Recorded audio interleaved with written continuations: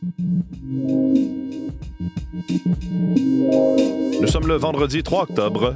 Voici à la une.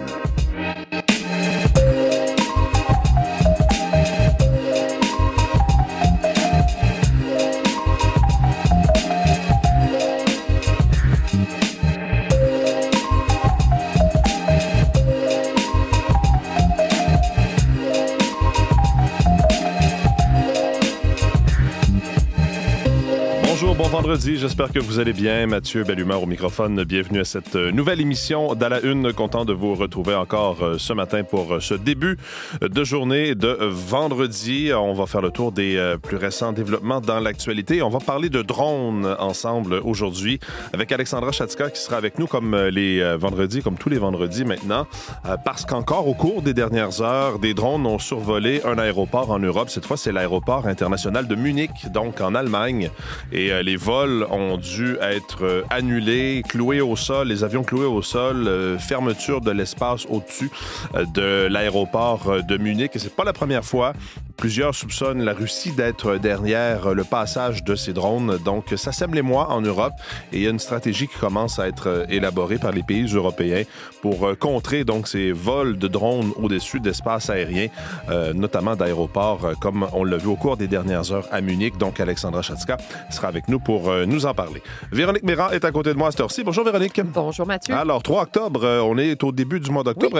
Oui. Et vous nous disiez hier qu'on attend encore du beau temps, en tout cas du soleil pour plusieurs jours, même de la chaleur. Est-ce qu'on a une idée si le mois d'octobre va nous apporter peut-être un peu plus de précipitations? Parce que malgré tout, on est en retard. Ah, on est en retard, vraiment. On l'a été en août, on l'a été en septembre. Ouais, c'est ça, le retard s'accumule. On continue d'accumuler du retard. Je dirais que la première portion du mois se fait plutôt discrète en termes de précipitations. Ça a commencé avec de belles journées.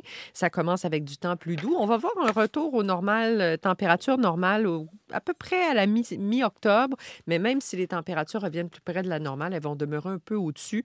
Donc, un mois assurément plus chaud que la moyenne. Côté précipitation, on a un premier système en importance qui devrait nous toucher milieu de semaine prochaine, mardi soir, mercredi. Ça devrait toucher tout le Québec. Et par la suite, vers la fin du mois, on remarque qu'il y a de la place là, pour plus de systèmes organisés, ce qui fait qu'on devrait se rapprocher de nos moyennes de précipitation début novembre, peut-être un peu plus. Okay. Alors, on peut compter sur la fin du mois pour peut-être faire un peu de rattrapage côté pluie. On verra. Ce sont des prévisions à long terme, oui. Mais ça nous donne peut-être une idée de ce qui nous attend. On va revenir à vous dans les prochaines minutes pour faire le tour des prévisions de ce qui nous attend aujourd'hui. Et en fin de semaine, le temps de me tourner vers Olivier Pellerin au sport. Salut Olivier. Bonjour. On va commencer à parler de baseball parce qu'on connaît qui seront les adversaires des Blue Jays de Toronto à partir de, je pense, samedi, le premier match. Samedi, premier match à Toronto, qui passera donc d'une série de 3 à 3-5 pour les séries de division. Les Yankees hier qui ont battu les Red Sox de Boston dans ce match ultime.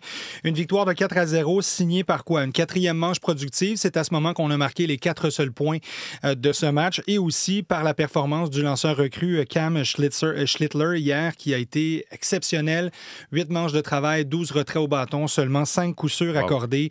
Vraiment rien pour permettre aux Red Sox de prendre l'horaire d'aller dans un match qui aurait pu tourner à leur avantage. Vraiment, les Yankees ont dominé cette rencontre et en quatrième manche, ça a été à coup de simple qu'on a réussi à aller marquer des buts, des erreurs aussi en défensive des Red Sox qui auront scellé l'issue de la rencontre. Et donc, voilà, les Yankees qui passent au tour suivant contre les Blue Jays de Toronto qui auront l'avantage du terrain. Donc, les 2 premiers matchs se dérouleront à Toronto. On se rendra pour les 2 suivants à New York. Et si nécessaire pour le 5e match, on reviendra à Toronto pour le match ultime. Et durant la saison, Toronto a su dompter les Yankees. Ils ont une fiche gagnante contre eux cette saison. Donc, reste à voir si ça pourra se transférer en séries éliminatoires, si on pourra connaître le même succès. C'est une toute nouvelle saison. Voilà. Et on vous rappellera aussi que Bo Bichette, le joueur d'arrêt-court des Blue Jays de Toronto, est toujours sous évaluation. On se demande toujours quel rôle il prendra. Et surtout, reste à savoir aussi comment travailleront les lanceurs des Blue Jays. On sait que ça peut être difficile de leur côté. Donc, vraiment, ce sera une belle série, très, très belle série à suivre pour ces séries de division. Et puis sinon, hier, les deux autres équipes qui pouvaient confirmer leur place pour le prochain tour, ce sont les Tigers de Détroit et les Cubs de Chicago. Ils ont respectivement battu les Guardians et les Padres de San Diego, donc pour passer au tour suivant. Parfait. Alors, samedi pour les Blue Jays, premier match à Toronto. Parlons de soccer maintenant. Les Roses de Montréal ont raté une belle occasion parce que l'équipe pouvait s'emparer du deuxième rang de la Super Ligue du Nord. Oui, avec un match contre la pire formation de la Super Ligue du Nord, les Tides d'Halifax. On était à Halifax hier. Advenant une victoire, on s'assurait du deuxième rang, ou du moins, on prenait le deuxième rang au Rapide d'Ottawa. Et malheureusement, ça s'est terminé par un verdict nul de 2-2, un petit point amassé. Donc, on rejoint au nombre de points les Rapides, mais Ottawa demeure au deuxième rang. Il y avait là un coup à jouer. Il ne reste que 2 rencontres maintenant cette saison. Et on sait que le positionnement en séries éliminatoires est important. Et donc, voilà une occasion ratée. Et c'est drôle parce que Robert Rositoyou, l'entraîneur-chef de l'équipe montréalaise, parlait du bilan défensif de son équipe. Les Roses de Montréal, qui ont le meilleur bilan défensif, se présentaient contre la pire équipe. On n'avait qu'à produire maintenant. Et on a accordé 2 buts dans ce match qui est retourné au match nul. Et donc, il reste 2 matchs. Et donc, le dernier, d'ailleurs, sera contre Toronto, la première équipe au classement. Donc, il faudra faire vite pour tenter de grimper encore un peu d'ici la fin de la saison. On reste dans le milieu du soccer. La ville de Montréal aurait pu accueillir une équipe en préparation pour la Coupe du Monde 2026. On parle de l'équipe de France, imaginez, même, hein? À Montréal. Est-ce qu'il y en a une? Oui, une communauté française, il y en a une à Montréal.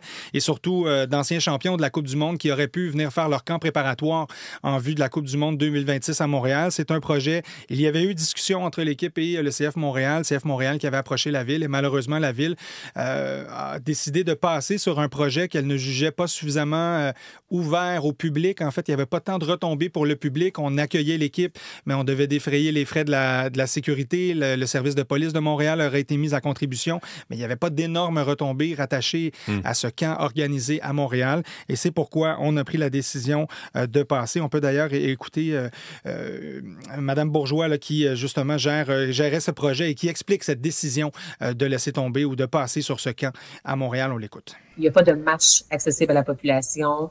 Il n'y a pas de pratique non plus. Il y avait possiblement une pratique seulement qui aurait pu être accessible. Mais il n'y avait pas d'autres événements accessibles à la population montréalaise. Dans le cas qui nous était demandé, la contribution de la Ville, ça aurait été une contribution du service de police de la Ville de Montréal pour assurer la sécurité des joueurs dans leur déplacement. Donc, c'est Caroline Bourgeois. Je n'avais pas le titre sous les yeux. Je l'ai, vice-présidente et responsable des sports aux loisirs du comité exécutif de la Ville de Montréal. Donc, un projet très attrayant. Peut-être pas parce que ça aurait fait courir les foules. Les gens auraient peut-être essayé d'aller voir des joueurs. Donc, c'est sûr que ça prend une sécurité autour de l'équipe, mais en même temps, pas nécessairement d'événements accessibles pour le public. C'était peut-être moins tentant. Peut-être un entraînement public, pas de match. Ouais. Et donc, peut-être que le projet n'était pas suffisamment attirant pour la Ville de Montréal, mais on dit, par contre, on est prêt à en accueillir d'autres. Il faut peut-être juste mieux monter le projet la prochaine fois. Merci beaucoup, Olivier. Bonne journée, bonne fin de semaine. Alors, Véronique, allons-y avec ses prévisions pour aujourd'hui et pour la fin de semaine du temps d'été, du temps doux. Vraiment. Mais dernier coup de chaleur ce week-end de cette ampleur-là, des températures de l'ordre de 27-29 degrés. Est-ce qu'on touchera la barre du 30 à Montréal? Probablement pas, mais c'est chose possible dans la vallée de l'Outaouais. Secteur plus au nord aussi, en allant jusqu'à Waskaganish. Ça commence à être assez au nord de Val-d'Or, Waskaganish. Alors, il y a du 30 degrés possible. C'est, disons, dimanche là, qui sera vraiment la journée la plus chaude. Aujourd'hui, vous allez le sentir, avec les vents du sud-ouest, là, on va aller chercher des températures de l'ordre de 23, 23 degrés sur le sud du Québec. Ça ira jusqu'à 22 dans les Laurentides, 25 en Outaouais. La nuit prochaine, les températures ne redescendent pas autant. Donc, 14-15 degrés la nuit, Montréal, 8-10 degrés en secteur montagneux. Beau temps samedi, température 23 à 26 et dimanche, c'est du 27-29 degrés pour l'ensemble des secteurs, peut-être plus près de 25 à Québec. Toujours sous un soleil assez dominant. Ça va s'accrocher en début de semaine prochaine. On devrait revenir vers des températures saisonnières au milieu de la semaine prochaine. Et on parlait de système de pluie. Mardi soir, on devrait avoir des précipitations. D'ici là, il y aura quelques averses du côté de l'Abitibi en fin de journée, vraiment. Le maximum, c'est 19 aujourd'hui. C'est du 23 à 27 en Abitibi en fin de semaine. Il fera beau et chaud. Le Saguenay, le Lac-Saint-Jean, le Bas-Saint-Laurent, la Gaspésie, la Côte-Nord, belle journée aujourd'hui. Ça oscille entre 15 et 20 degrés. Ce sera plus variable samedi. La chaleur ne touchera pas l'est du Québec. On maintient le mercure sous la barre des 20 degrés en fin de semaine, mais il y aura quand même du du beau temps au pis-aller des conditions de ciel variables. Territoire ontarien, on goûte à la chaleur partout. C'est du 24 à 27 aujourd'hui. Le soleil est présent sur l'ensemble des secteurs, mis à part peut-être les régions un petit peu plus au nord. Là, une petite probabilité d'averse en fin de journée. C'est du 25 à 27 pour tout le week-end en Ontario également. Ça commencera à redescendre dans les prairies, autour de 16 dans la région de Vancouver, assez nuageux aujourd'hui. Beau temps, Edmonton, Calgary, 18-19 degrés, la vingtaine pour Regina, un ciel plus nuageux. Et ça ira jusqu'à 23 sur le sud du Manitoba. Un ciel variable dans l'ensemble, mais du temps plus frais pour la fin de semaine. Ça veut dire 10 à 15 degrés à peu près dans les prairies. Alors, retour de la fraîcheur dans l'ouest et coup de chaleur dans l'est de la province. On va en profiter. Ça va être la dernière fois, comme vous nous l'avez dit. Donc, profitez-en bien en fin de semaine. Merci beaucoup, Véronique. Bonne journée. Bonne journée.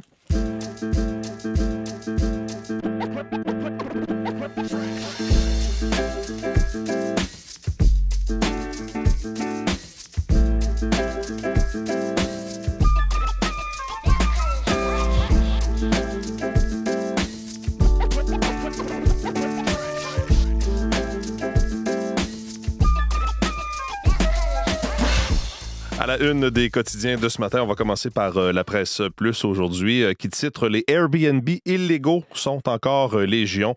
À Montréal, des centaines de locations à court terme sont toujours annoncées sur Airbnb dans des résidences principales, malgré la nouvelle réglementation municipale qui limite cette pratique à la saison estivale. De nombreux autres offrent encore des logements aux touristes en utilisant de faux numéros de permis, ce qui suscite des critiques sur l'efficacité des lois et des règlements. Donc, enquête de Charles-Éric Blais-Poulain que vous pourrez lire ce matin. On lit vraiment qu'il y a donc encore plusieurs plateformes qui affichent ces résidences permanentes à des gens qui veulent venir passer un court séjour. Pourtant, le règlement fait en sorte qu'on ne peut pas le faire, que c'est illégal, mais n'empêche, les gens continuent de le faire. On donne l'exemple, par exemple, d'un duplex dans le quartier Hochelaga-Maisonneuve où on voit un faux numéro de permis. Donc, il y a des dizaines, écrit la presse, voire des centaines de logements à louer à court terme à Montréal qui affichent toujours un numéro d'enregistrement qui est inexistant ou qui est échu. Mais évidemment, c'est illégal, mais plusieurs le font. La presse en a trouvé 112 sur Airbnb seulement, donc c'est une plateforme, après avoir simulé 4 recherches pour 5 nuitées consécutives dans les prochains mois. Le manque de surveillance des permis attribués par la Corporation de l'industrie touristique du Québec représente un défi supplémentaire pour les autorités municipales. Et voyez, on donne l'exemple de ce duplex dans Hochelaga et sur l'affiche de l'hôte, donc la personne qui loue en principe cet appartement, il y a une photo et on présente l'hôte comme étant Joël. Or, c'est une photo de l'auteur Joël Dicker. Et on a contacté du côté de la presse son agent pour dire non, il n'est pas du tout propriétaire ou il n'est pas du tout hôte pour Airbnb. C'est une fausse fiche Airbnb qui dit pourtant que ces fiches-là sont vérifiées, que le nom des propriétaires des immeubles sont vérifiés. Donc, enquête intéressante à lire ce matin dans la presse. L'autre gros sujet, c'est à peu près partout dans les quotidiens ce matin, c'est ce virage informatique suspendu à Santé Québec. Québec refuse de débloquer 280 millions. Pour le moment, l'Autorité des marchés publics a confirmé l'ouverture d'une enquête auprès de la nouvelle agence. L'Autorité des marchés publics a donc confirmé cette enquête auprès de Santé Québec qui a annoncé hier la suspension de sa transformation numérique. Ce sont 2 projets qui écopent, le dossier santé numérique et le système d'information en finances, approvisionnement et ressources humaines, ce qu'on appelle le CIFA RH. Donc, détail à lire dans la presse de ce matin. Et je termine dans ce quotidien en vous parlant dans la section affaires de la chronique de Francis Veil qui dit « Laissez la caisse tranquille, Monsieur Legault ».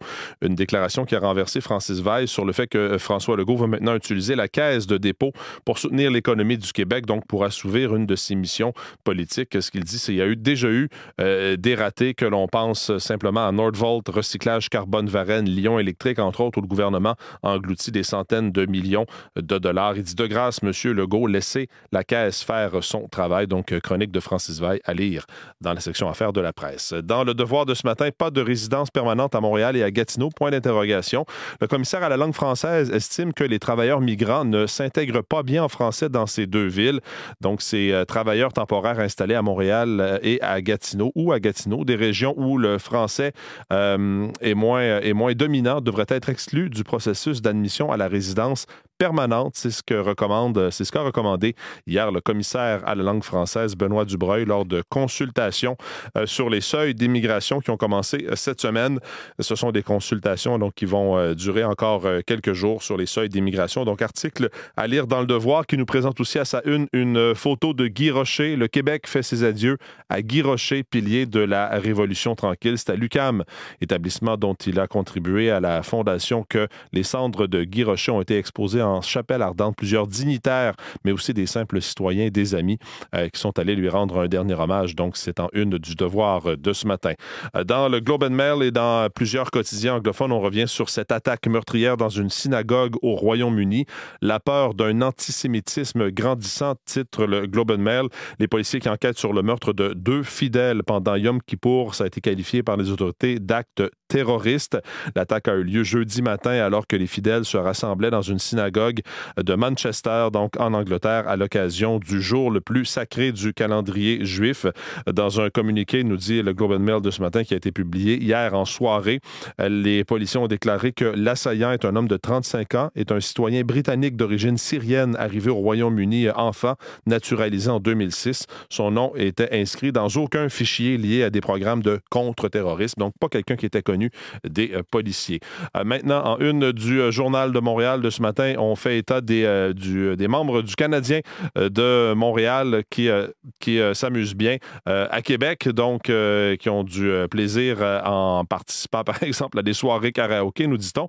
Et le journal revient également sur ces dossiers Santé Québec et nous présente aussi un sondage sur les intentions de vote au Québec. Et c'est encore le PQ qui est au sommet à 36 %, les libéraux à 25 %, la CAQ à 16 % et les conservateurs à 15 % et finalement les solidaires à 6 %.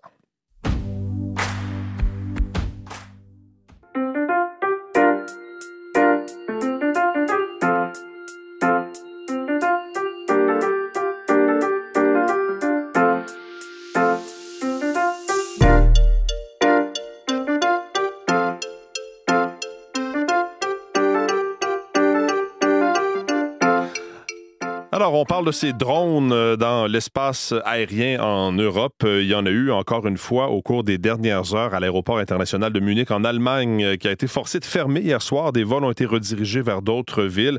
Depuis quelques semaines, il faut dire que ça n'arrête pas. Le 9 septembre, la Pologne a vu donc des vols survoler son espace aérien. Il y a eu la Roumanie, la Norvège, le Danemark. Plusieurs aéroports ont été forcés de fermer. Alexandra Chatzka est avec nous. Bonjour Alexandra.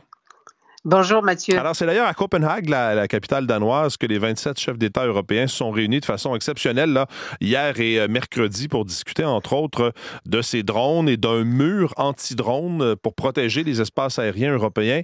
D'abord, est-ce qu'on sait d'où viennent ces drones? Il a été question, entre autres, de la Russie.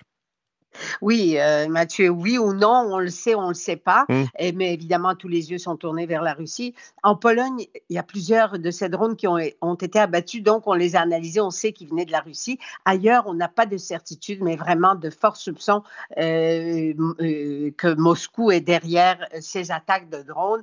Et je dois vous avouer que c'est un peu la panique en Europe en ce moment. On ne sait pas comment réagir. Est-ce qu'il faut les abattre ou non? Et est-ce que c'est déjà le début d'une guerre européenne?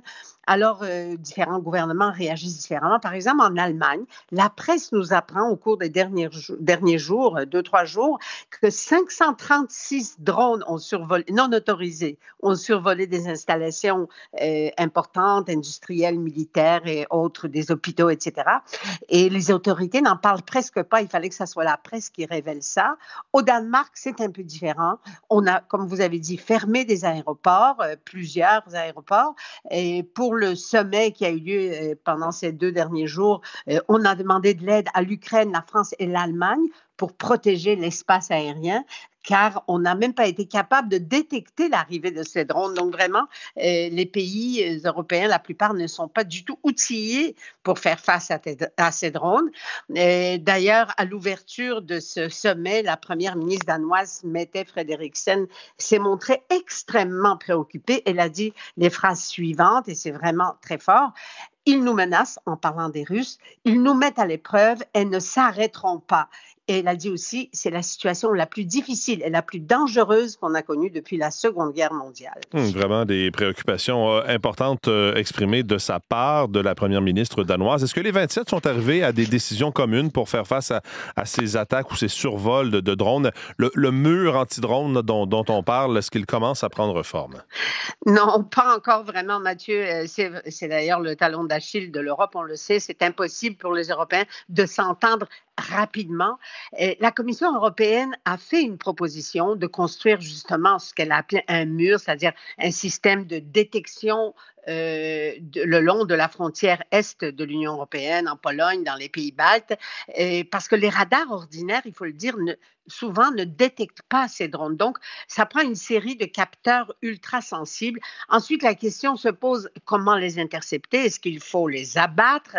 Est-ce qu'on va brouiller les ondes, tirer au canon, utiliser des drones anti-drones, comme le font les Ukrainiens? D'ailleurs, Kiev a été invité à ce sommet et a proposé son aide, car les Ukrainiens estiment qu'ils sont devenus experts, et ils le sont, effectivement. Ils estiment qu'ils détectent 90% des drones qui arrivent de la Russie vers l'Ukraine, et ils les détruisent, entre autres, avec des drones anti-drones dont ils sont devenus experts dans la fabrication. L'Allemagne, par exemple, ne produit aucun drone anti-drone. Ils produisent des drones, mais pas des drones anti-drones. Et donc, c'est une opportunité économique pour l'Ukraine. Un drone anti-drone, juste pour vous donner une idée, ça coûte environ 4 200 €, alors que les missiles qui ont été utilisés en Pologne par les avions de l'OTAN pour abattre une partie de ces 19 drones qui sont arrivés là-bas coûtent 350 000 €. Donc, on est vraiment dans un autre... Mais on ne s'est pas entendu vraiment à Copenhague. Qui va commander ce mur? Qui va le contrôler? Est-ce que c'est Bruxelles? Il n'en est pas question. Pour Paris, Berlin, il n'en est pas question. Donc, on est reparti très inquiet, mais sans aucune décision. Entre-temps, il y a 6 jours, la France a intercepté un navire fantôme russe qu'on soupçonne d'avoir servi de base de lancement aux drones qui ont survolé ces aéroports-là au Danemark. Tout à fait. Alors, c'est au large de Saint-Nazaire. Les autorités françaises ont arrêté le commandant et le commandant second de ce bateau qui a eu une drôle de trajectoire, qui est parti de Primorsk, près de Saint-Pétersbourg, et qui a débranché à un moment donné son système de navigation. Le navire intercepté battait pavillon du Bénin, soi-disant, après il s'est avéré que c'est pas vrai, et avait un capitaine chinois. D'ailleurs, la flotte fantôme russe est au centre des préoccupations européennes en ce moment. Elle permet de contourner les sanctions en exportant le pétrole russe vers des pays comme l'Inde, par exemple. Et maintenant, on se rend compte qu'elle sert aussi à la guerre hybride russe, entre autres en envoyant des drones probablement. Eh bien, les Européens réagissent en rang dispersé, comme je le disais tout à l'heure, et même si on commence à développer des stratégies de défense commune, les Russes savent très bien où se trouve le ventre mou de l'Occident, et c'est l'Europe, malheureusement.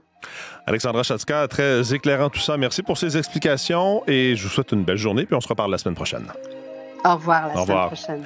Voilà pour cette édition d'À la Une. Vos équipes du matin vont prendre le relais dans les prochaines secondes. Je vous souhaite une très belle journée, bon vendredi, bonne fin de semaine. On se retrouve lundi.